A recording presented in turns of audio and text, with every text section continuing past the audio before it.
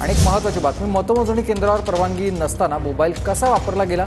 उत्तर पश्चिम लोकसभेतील पराभूत उमेदवार भरत शहा यांनी हा सवाल केलेला आहे। माझा आरोप खोटा असता तर एफआयआरची नोंद झाली नसती।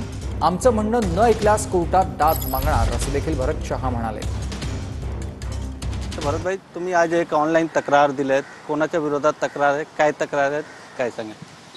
आम्हाला आमची कोणाचे विरोध नाही आहे। न्यायालयाकरिता आमचे आहे की मोबाईल यूज काउंटिंग सेंटरमध्ये मोबाईल यूज करायला कोणालाही परमिशन नाही आहे।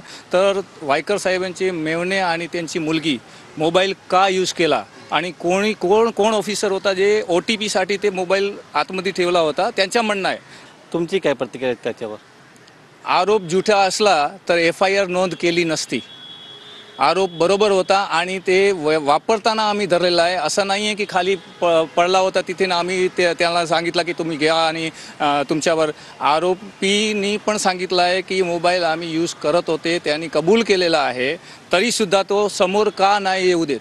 आता तुमच्या पुढच्या पाऊल काय होणार आहेत?